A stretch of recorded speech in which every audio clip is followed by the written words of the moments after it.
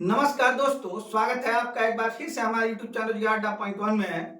आज मैं आपको एक क्विज कराऊंगा जिसमें मैंने 9 क्वेश्चन शामिल किया है और इन सभी क्वेश्चन को मैं बेहतर तरीके से एक्सप्लेन करूंगा। इस क्विज में मैंने बैंकिंग और इकोनॉमी से ही क्वेश्चन शामिल किए हैं जो कि सभी परीक्षाओं में पूछे जाते हैं। आइए शुरू करते हैं आज की क्विज। आप लोग शुरू से अंत तक क्विज में बने रहिएगा। अगर आप अंत तक बने रहते हैं तो निश्चित रूप से आपको बहुत फायदा होने वाला है। मित्रों, आपसे एक और निवेदन है कि अगर आपने चैनल को सब्सक्राइब नहीं किया है तो प्लीज चैनल को सब्सक्राइब कर ले, अपने दोस्तों में शेयर करें ताकि और लोग भी हमारे साथ जुड़ सके और उनसे भी कहे कि हमारे चैनल को सब्सक्राइब करें। चलिए आइए शुरू करते हैं आज की क्विज। आज का पहला क्वेश्चन है कि भारतीय रिजर्व बैंक की स्थापना कब हुई थी। ठीक है, तो इसका सही जवाब हो जाएगा सन 1935 में भारतीय रिजर्व बैंक की स्थापना हुई थी। डेट आप याद रखेंगे, बहुत प्रचलित दिवस है। 1 अप्रैल मूर्ख दिवस मनाया जाता है। इस दिन भारतीय रिजर्व बैंक की स्थापना हुई थी। अब रिजर्व बैंक के बारे में कुछ और तथ्य हैं जिन्हें हमें जानना चाहिए, वो देख लेते हैं। स्थापना जो हुई थी रिजर्व बैंक की 1 अप्रैल सन 1935 में हुई थी। और किस अधिनियम से अगर पूछा जाए तो आरबीआई अधिनियम 1934 के तहत इसकी स्थापना हुई। इस पे मतलब किस समिति की सिफारिश के द्वारा इसकी स्थापना हुई थी, तो हिल्टन यंग समिति की सिफारिश पे आरबीआई की स्थापना हुई थी।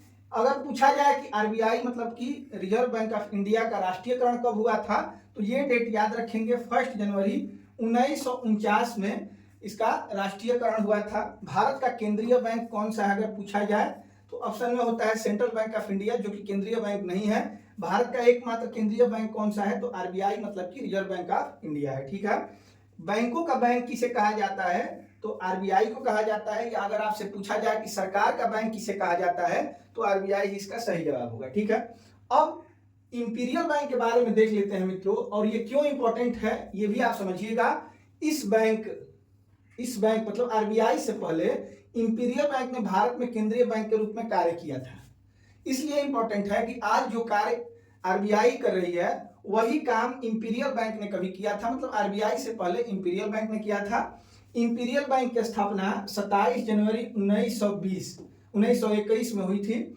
इंपीरियल बैंक ऑफ इंडिया का नाम 1955 में बदलकर भारतीय स्टेट बैंक कर दिया गया। मतलब अब जो भारतीय स्टेट बैंक है पहले उसका नाम इंपीरियल बैंक था। अब आपसे अगर ये पूछा जाए कि भारतीय स्टेट बैंक की स्थापना कब हुई थी, तो आप बताएंगे सन 1955 में। या अगर आपसे ये पूछा जाए कि किस बैंक का नाम बदल के एसबीआई बना दिया गया, तो इसका जवाब देंगे इंपीरियल बैंक। इंपीरियल बैंक की स्थापना 27 जनवरी सन 1921 में हुई थी।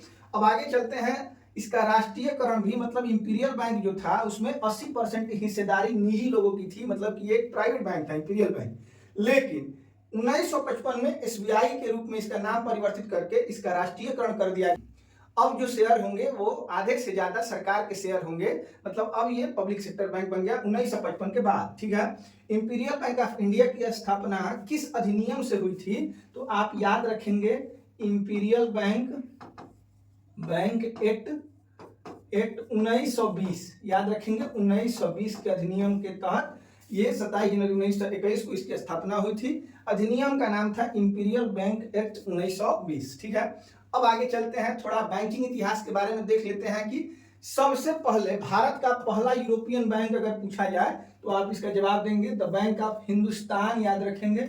ठीक है, भारतीयों द्वारा स्थापित संचालित पहला बैंक कौन सा था, तो अवध कमर्शियल बैंक ये भारतीयों द्वारा स्थापित संचालित पहला बैंक था। पूर्ण रूप से देश का पहला भारतीय बैंक मतलब पहला स्वदेशी बैंक अगर आपसे पूछा जाए तो पंजाब नेशनल बैंक था, इसकी स्थापना हुई थी। अगर ये पूछा जाए कि अभी मतलब वर्तमान में कार्यरत सबसे पुराना बैंक कौन सा है, तो हम लोग जब पढ़ते थे उस समय इलाहाबाद बैंक पढ़ाया जाता था। अब इलाहाबाद बैंक का भी मर्जर हो चुका है, तो इलाहाबाद बैंक की कोई शाखा आपको नहीं दिखेगी।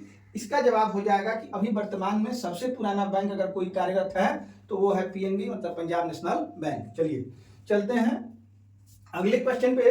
अगला क्वेश्चन है कि भारतीय रिजर्व बैंक के प्रथम गवर्नर कौन थे। मित्रों, आपसे उम्मीद करूंगा कि आप लोग इन क्वेश्चंस को जरूर नोट करेंगे और इसको एक्सप्लेन करते हुए मैं आपको और भी डीप समझाऊंगा ताकि आप लोग बेहतर इस पर पकड़ बना सके। चलिए ध्यान से देखिएगा, भारतीय रिजर्व बैंक के प्रथम गवर्नर कौन थे, तो ये आप चित्र देख पा रहे हैं सर, ऑर्सबोन स्मिथ की ये चित्र है 1 अप्रैल 1935 से 30 जून 1937 तक ये भारतीय रिजर्व बैंक के गवर्नर रहे थे। तो इसका सही जवाब हो जाएगा अर्शबोन स्मिथ, याद रखेंगे।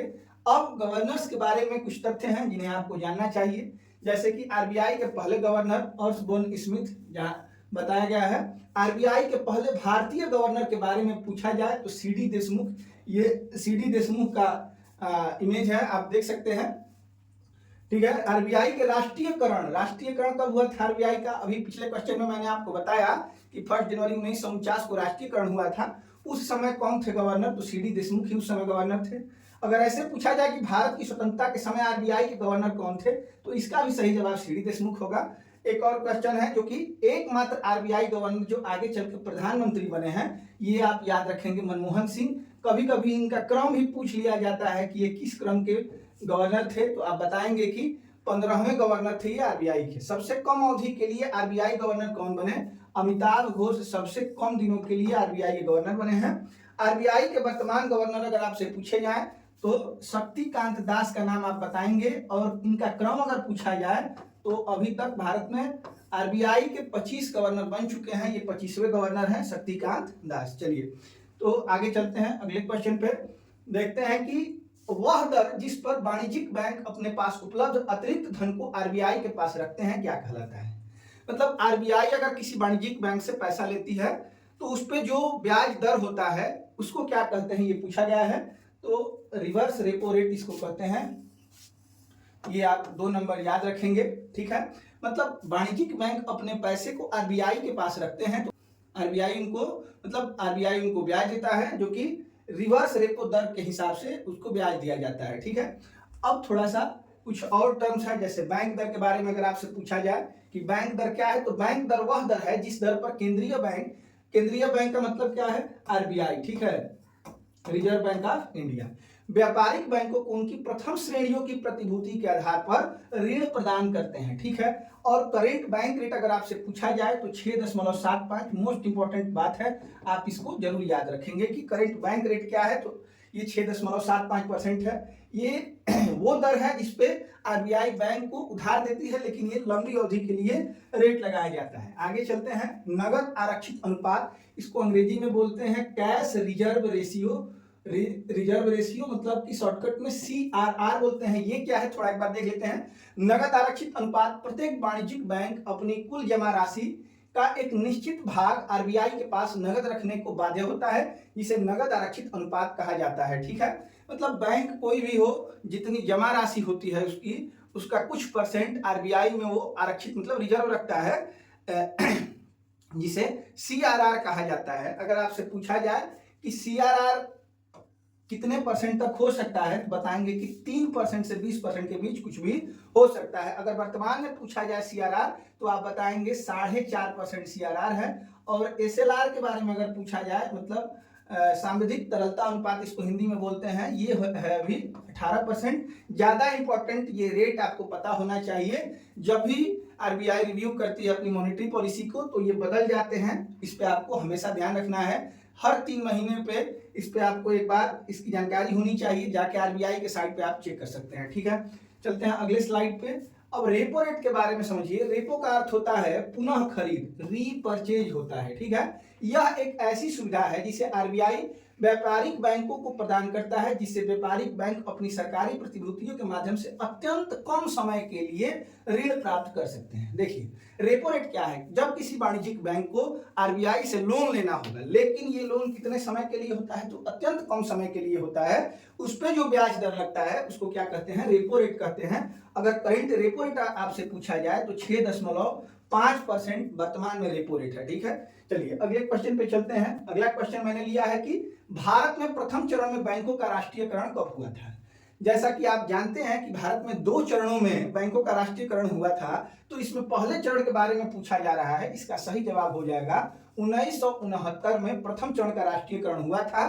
थोड़ा सा डिटेल देख लेते हैं इनके बारे में। 19 जुलाई सन 1969 को उन 14 वाणिज्यिक बैंकों का राष्ट्रीयकरण कर दिया गया जिनकी जमा राशि 50 करोड़, देखिए ये आपको जरूर नोट करना है, 50 करोड़ या उससे अधिक थी, जो निम्नलिखित हैं। 14 बैंकों का राष्ट्रीयकरण प्रथम चरण में 19 जुलाई सन 1969 को किया गया था। ये ऐसे बैंक हैं जिनकी जमा राशि कितनी थी, तो 50 करोड़ थी या उससे अधिक थी। कौन कौन से बैंक हैं एक बार आप देख लेंगे। Central bank of India, Allahabad bank, syndicate bank, United commercial bank, Indian bank, देना बैंक, ठीक है। Punjab national bank, Canara bank, bank of Baroda, United bank of India, union bank of India, bank of Maharashtra और इंडियन ओवरसीज बैंक। ये 14 bank हैं जिनका प्रथम चरण में राष्ट्रीयकरण किया गया था। अब यहाँ पे द्वितीय चरण के राष्ट्रीयकरण की अगर बात करें तो 15 अप्रैल 1980 डेट याद रखना है। और इसमें ये याद रखना है कि 6 वाणिज्यिक बैंकों का राष्ट्रीयकरण किया गया, जिसकी जमा राशि पिछले चरण में 50 करोड़ या उससे अधिक थी और इस चरण में 200 करोड़ या उससे अधिक की जमा राशि थी। उन बैंकों का राष्ट्रीयकरण किया गया। इस चरण में 6 वाणिज्यिक बैंकों का राष्ट्रीयकरण किया गया है, ठीक है, जो निम्नलिखित हैं: Andhra bank, Punjab and Sind bank, Vijaya bank, corporation bank, oriental bank of commerce, new bank of India. लेकिन इन 6 बैंकों में से 2 बैंकों का आपस में मर्जर हो गया है। किन बैंकों का मर्जर हुआ, तो 4 सितंबर 1993 को न्यू बैंक ऑफ इंडिया का विलय पंजाब नेशनल बैंक में किया गया, जिससे राष्ट्रीयकृत बैंकों की संख्या कितनी हो गई, 19 हो गई। 1993 से ये संख्या 19 थी। और वर्तमान की स्थिति क्या है, तो देखिए भारत में फिलहाल 12 सार्वजनिक क्षेत्र के बैंक हैं। पब्लिक सेक्टर बैंकों की संख्या भी वर्तमान में कितनी है, 12 है। आप इनका स्क्रीनशॉट ले सकते हैं और पढ़ सकते हैं कि कौन से 12 सार्वजनिक बैंक अभी वर्तमान में है, तो यहाँ पे उसकी लिस्ट है, आप देख सकते हैं। चलिए अगले क्वेश्चन पे चलते हैं मित्रों। अगला क्वेश्चन मैंने लिया है, क्षेत्रीय ग्रामीण बैंक में केंद्र सरकार की हिस्सेदारी कितने प्रतिशत होती है। देखिए क्षेत्रीय ग्रामीण बैंक मतलब आरआरबी की बात अगर की जाए तो इसमें सेंट्रल गवर्नमेंट, फिर स्टेट गवर्नमेंट और प्रायोजक बैंक, 3 लोगों की हिस्सेदारी होती है। इसमें सबसे ज्यादा हिस्सा जो होता है सेंट्रल गवर्नमेंट का होता है 50% का, जो कि ऑप्शन 3 में दिया गया है, ये सही जवाब है। स्टेट गवर्नमेंट इसमें 15% हिस्सा लगाती है और जो भी बैंक इसको प्रायोजित करेगा वो इसमें 35% हिस्सा लगाता है। तो आपको याद रखना है 50, 15, 35 यही क्रम होना चाहिए सेंट्रल, स्टेट और प्रायोजक बैंक का, ठीक है। आगे चलते हैं, देखते हैं थोड़ा क्षेत्रीय ग्रामीण बैंक के बारे में। सबसे पहले ये जानते हैं कि क्षेत्रीय ग्रामीण बैंकों की स्थापना 2 अक्टूबर 1975 को, गांधी जयंती 1975 को ये की गई थी। एक साथ 5 क्षेत्रीय ग्रामीण बैंक स्थापित किए गए थे। उत्तर प्रदेश में 2 खुले थे, एक मुरादाबाद में, एक गोरखपुर में। अगर इनमें भी सबसे पहले की बात की जाए तो सबसे पहले मुरादाबाद में क्षेत्रीय ग्रामीण बैंक खोला गया था, हरियाणा के भिवानी में, पश्चिम बंगाल के मालदा में और राजस्थान के जयपुर में 5 बैंक सर्वप्रथम स्थापित किए गए। ये याद रखना है कि सबसे पहले 5 बैंक स्थापित किए गए, जिनमें 2 उत्तर प्रदेश में, एक राजस्थान में, एक पश्चिम बंगाल में और एक हरियाणा में खोला गया था। यह बैंक सिक्किम और गोवा को छोड़कर देश के सभी राज्यों में कार्यरत है। अब ये 2 राज्य आप याद रखेंगे कि सिक्किम में और गोवा में कोई भी रीजनल रूरल बैंक नहीं है। इसके अलावा भारत के किसी राज्य में कोई ऐसा राज्य नहीं है जहां पे क्षेत्रीय ग्रामीण बैंक नहीं चलाए जाते हैं, ठीक है। चलिए अगर आपको वीडियो पसंद आ रही हो तो वीडियो को जरूर लाइक करें, अपने दोस्तों में शेयर करें, चैनल को सब्सक्राइब करें ताकि वे भी हमारे साथ जुड़ सके। चलिए चलते हैं अगले क्वेश्चन पे। मुद्रा की क्रय शक्ति में होने वाली कमी को क्या कहते हैं। वो स्थिति जहां मुद्रा की क्रय शक्ति क्या हो जाती है, कम हो जाती है और वस्तुओं का भाव बहुत बढ़ जाता है, उस स्थिति को मुद्रास्फीति कहते हैं। इसका सामना हम सभी लोग कर रहे हैं। पहले हमारे घर के बुजुर्ग जब बाजार करने जाते थे तो पैसा कम लेके जाते थे, जैसे 50 रुपए में पूरे सप्ताह भर की सब्जियां खरीदी जा सकती थी। लेकिन अब स्थिति यह है कि 500 में 3 दिन की सब्जियां अगर मिल जाए तो भी लगेगा कि सस्ता ही है। तो हो क्या रहा है, तो इसी स्थिति को मुद्रास्फीति कहते हैं, मतलब इन्फ्लेशन कहते हैं। ये इन्फ्लेशन वो स्थिति है जिसमें मुद्रा की क्रय शक्ति क्या हो जाती है, कम हो जाती है, ठीक है। वस्तुओं और सेवाओं का भाव क्या हो जाता है, बढ़ जाता है। मुद्रास्फीति का कारण बार बार परीक्षाओं में पूछा जाता है, तो इन कारणों को आप ध्यान रखेंगे। 2 मुख्य कारण हो सकते हैं। मौद्रिक आय में वृद्धि संबंधित कारण एक है और एक है उत्पाद की मात्रा में कमी से संबंधित कारण। तो एक तो कारण है कि आय में कमी हो जाएगी तब इसकी क्रय शक्ति क्या हो जाएगी, आय में वृद्धि। एक तो कारण है इसका कि आय में अगर वृद्धि हो जाएगी तब मुद्रास्फीति होगी, और दूसरा इसका कारण यह है कि उत्पादन में अगर कमी हो जाएगी तब मुद्रास्फीति होगी। इसकी भाषा थोड़ा जटिल है, आप ध्यान से सुनिए मेरी बातों को। अगर हम लोग ज्यादा पैसा पा जाते हैं, कहीं से कमा लेते हैं, तो मुद्रास्फीति हो सकती है, या हम लोगों ने उत्पादन कम कर दिया है तब मुद्रास्फीति हो सकती है, ठीक है। तो यही 2 कारण हो सकते हैं मुद्रास्फीति के। और इसको कई तरीके से आप व्याख्या इसकी देख सकते हैं। जैसे उत्पादन की कमी के बारे में अगर कहा जाए तो उत्पादन का ह्रासमान नियम के अंतर्गत होना, ये टर्म आप याद रखेंगे। सरकार की कराधान नीति अगर गड़बड़ हो जाएगी तो उसमें भी इन्फ्लेशन के चांसेस होंगे। सरकार की व्यापारिक नीति, औद्योगिक अशांति, शिल्प संबंधी परिवर्तन और देश की जनसंख्या में वृद्धि, काला धन, ये सब कारण हैं जो कि मुद्रास्फीति को बढ़ावा देंगे। अगर इधर आय की बात की जाए तो आय कैसे बढ़ता है, तो सरकार की मुद्रा तथा साख संबंधी नियम, मुद्रा के संचलन वेग में वृद्धि हो जाए, घाटे की अर्थव्यवस्था हो जाए, व्यापारिक बैंकों की साख नीति अगर गड़बड़ हो जाए, प्राकृतिक कारण भी हो सकते हैं, मुद्रा की पूर्ति में वृद्धि और सस्ती मौद्रिक नीति। इनको आपको याद कर लेना है। आपके दिमाग में ये होना चाहिए कि जब हमारी आय बढ़ेगी तब मुद्रास्फीति बढ़ेगी, या जब हमारा उत्पादन घट जाएगा तब मुद्रास्फीति बढ़ती है। मुद्रास्फीति के भी कई हिस्से होते हैं। चलिए अगले क्वेश्चन पे चलते हैं। निम्नलिखित में से कौन सा एक प्रत्यक्ष कर है? ये बार बार परीक्षाओं में पूछा जाने वाला प्रश्न है। इसमें देखते हैं कौन सा एक प्रत्यक्ष कर है। तो निगम कर डायरेक्ट टैक्स है, जो कि सीधे सीधे जनता से लिया जाता है। अब प्रत्यक्ष और अप्रत्यक्ष करों की सूची देख लेते हैं। इसको आप नोट करके जरूर याद कर लीजिएगा। वैट, जीएसटी, सीमा शुल्क, उत्पाद शुल्क, सेवा कर और केंद्रीय बिक्री कर, ये सभी अप्रत्यक्ष कर है। ठीक है। अब बात की जाए प्रत्यक्ष करों की, याद कर लेना है आपको। आयकर, उपहार कर, निगम कर, मैट मतलब मिनिमम अल्टरनेटिव टैक्स कहा जाता है, और प्रतिभूति लेन देन पर जो कर लगता है, ये सभी कैसे कर हैं? तो प्रत्यक्ष कर हैं, जो सीधे सीधे जनता से वसूले जाते हैं। और ये अप्रत्यक्ष कर कैसे कर हैं? जो कि सीधे सीधे जनता से न लेकर किसी तरीके से छिपा के लिए जाते हैं, इनको अप्रत्यक्ष कर कहा जाता है। जैसे जीएसटी के बारे में अगर पूछा जाए, ये कितने अप्रत्यक्ष करों के स्थान पे लगाई गई है? तो 17 अप्रत्यक्ष करों की जगह पे जीएसटी लगाई गई है। ये भी आपको ध्यान रखना है। ठीक है। अगले क्वेश्चन पे चलते हैं। स्वतंत्र भारत का पहला बजट किसने पेश किया था? तो षणमुगम सेट्टी के द्वारा स्वतंत्र भारत का पहला बजट पेश किया गया था। ये आपको ध्यान रखना है। ठीक है। आगे चलते हैं। बैंकिंग अर्थव्यवस्था के किस क्षेत्र के अंतर्गत आती है? तो अर्थव्यवस्था के किस क्षेत्र के? ये सेवा क्षेत्र के अंतर्गत आती है, जिसे तृतीय क्षेत्र भी कहा जाता है। तो बात यहाँ अर्थव्यवस्था की उठी है, तो एक बार देख लेते हैं कि भारत की अर्थव्यवस्था किस क्रम की सबसे बड़ी अर्थव्यवस्था है। तो सबसे पहले अमेरिका, इसकी अर्थव्यवस्था जो है 28.75 ट्रिलियन यूएस डॉलर की है। ये सब मैंने यूएस डॉलर में लिखा है, आप ध्यान रखेंगे। दूसरे नंबर की अगर सबसे बड़ी अर्थव्यवस्था की बात की जाए तो China 18.53 trillion US dollar, Germany तीसरे नंबर पे 4.59 ट्रिलियन, जापान 4.11 ट्रिलियन, और भारत का स्थान 5वें नंबर पे है 3.94 ट्रिलियन। अगर आपसे ये पूछा जाए कि भारत की अर्थव्यवस्था 7 ट्रिलियन बनाने का लक्ष्य कब तक के लिए रखा गया है, तो सन 2030 तक लक्ष्य रखा गया है कि भारत की अर्थव्यवस्था कितनी कर दी जाए? 7 ट्रिलियन की अर्थव्यवस्था हो जाए। ठीक है। ये मोदी जी ने अपने भाषण में भी कहा था कि भारत की अर्थव्यवस्था को 2030 तक 7 ट्रिलियन हम लोग बना देंगे। ठीक है। और चांसेस ये हैं कि बहुत जल्द ही भारत तीसरे नंबर पे आ जाएगा, क्योंकि जर्मनी और जापान से थोड़ा सा ही पीछे है भारत अर्थव्यवस्था के आकार के दृष्टि से। ठीक है। अब अगर आपसे एक इंपॉर्टेंट क्वेश्चन ध्यान से सुनिए, यहाँ पे आपको डाउट ना हो इसलिए आपको बता दूं, क्रय शक्ति के आधार पे भारत की अर्थव्यवस्था किस क्रम की अर्थव्यवस्था है? अगर ये आपसे पूछा जाए, यहीं पे क्रय शक्ति को आधार मान लिया जाए, तो भारत की जो अर्थव्यवस्था है वो कौन से क्रम की है? 3rd क्रम की अर्थव्यवस्था है, याद रखेंगे। क्रय शक्ति की बात ना की जाए तो 5वें नंबर पे, अगर क्रय शक्ति के आधार पे पूछा जाए तो तीसरे क्रम पे किसका स्थान आ जाएगा? भारत का आ जाएगा। चलिए अगली स्लाइड पे चलते हैं, देखते हैं अर्थव्यवस्था के क्षेत्र कौन कौन से हैं। तो मुख्यतः अर्थव्यवस्था को 3 क्षेत्रों में विभाजित किया गया है। पहला जो है प्राथमिक क्षेत्र है, प्राइमरी सेक्टर। इसे कृषि एवं संबद्ध गतिविधियों से संबंधित क्षेत्र भी कहा जाता है।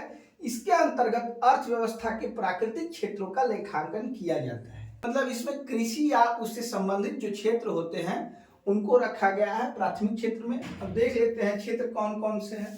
तो कृषि, पशुपालन, वानिकी, मत्स्य, खनन। अब यहाँ पे एक ध्यान देने वाली बात है कि ऊर्ध्वाधर अगर खुदाई होती है तो उसको खनन कहते हैं, क्षैतिज खुदाई होती है तो उत्खनन कहते हैं, और ये सभी क्षेत्र जो हैं प्राथमिक क्षेत्र में रखे गए हैं। अगर जैसे पशुपालन की बात की जाए, पोल्ट्री फार्म की बात की जाए, डेयरी फार्म की बात की जाए, जो भी प्राकृतिक रूप से पाए जाने वाले संसाधन हैं वो सभी किस क्षेत्र में रखे गए हैं, तो प्राथमिक क्षेत्र में रखे गए हैं। चलिए द्वितीय क्षेत्र में क्या है, तो इस क्षेत्र के अंतर्गत मुख्यतः अर्थव्यवस्था की विनिर्मित वस्तुओं, मतलब की बात की जा रही है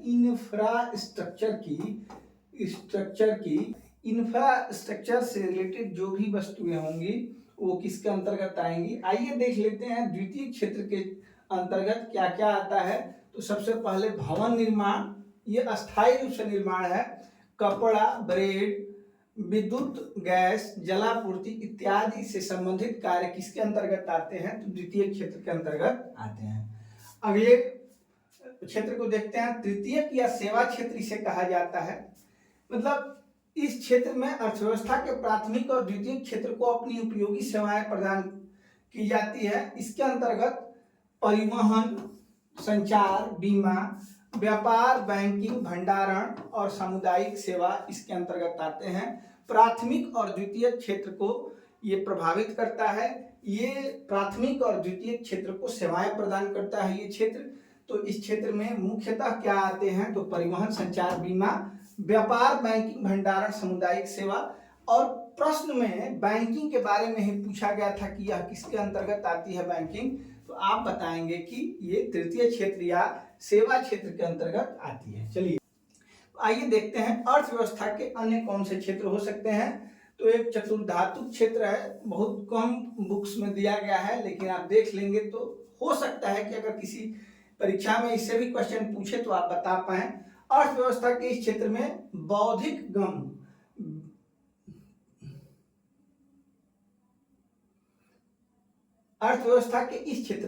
बौद्धिक गतिविधियों को शामिल किया जाता है। इस क्षेत्र से संबंधित गतिविधियों में शामिल है सरकार, संस्कृति, पुस्तकालय, अनुसंधान, शिक्षा और सूचना प्रौद्योगिकी।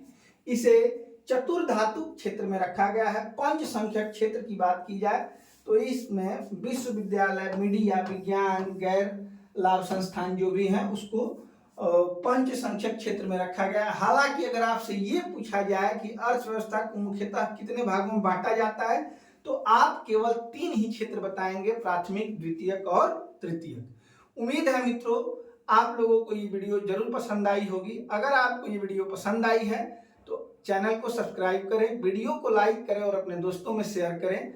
आपका शेयर करना, लाइक करना, कमेंट करना, यही हमारे लिए मोटिवेशन का काम करता है। अगर आप लोग हमें मोटिवेट करते रहते हैं तो इससे भी अच्छे अच्छे कंटेंट मैं लेके आऊंगा। ठीक है, मिलते हैं आपसे अगले वीडियो में, तब तक के लिए नमस्कार। आपका दिन शुभ हो।